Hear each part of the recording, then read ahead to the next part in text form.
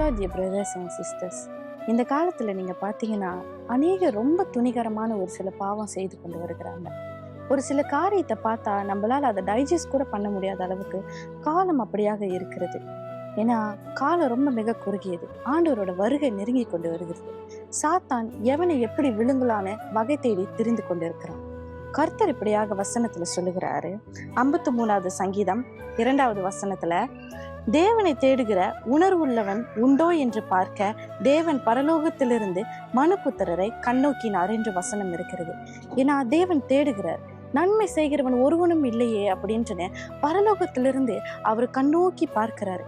எவ்வளவு மனது கஷ்டமா இருக்கிறோம். வானத்தையும் பூமியும் உண்டாக்குன சர்வ வல்லவர் அவர் சமூகத்துல நன்மை பெற்றுக்கொண்டும் அவருக்கு நன்மை செய்யாத இருக்கிறவங்க அநேகரா இருக்கிறாங்க. உங்க வாழ்க்கையில ஒரு முடிவெடுப்பீங்களா? கர்த்தர்கிட்ட ஒப்பு கொடுங்க. ஒரு சிறு காரியம் நம்ம செய்தாலும் அது நன்மைக்கு ஏதுவாக செய்யணும்னு அவர் கரத்துல ஒப்பு கொடுங்க. ஜெபத்துல ஒப்பு கொடுங்க. கர்த்தர் உங்க கூட இருக்கிறாருன்று அந்த உணர்விலே நீங்க இருங்க. அதிலே பாதி காரியம் நம்மளை விட்டு அவரால் விளக்கக்கூடும். அவர் கரத்துல ஒப்பு கொடுங்க. குயவன் களிமண்ணை வணையிறது போல அவர் வணைந்து உங்க வாழ்க்கையை உருவாக்குவார். தேங்க்யூ. God bless you.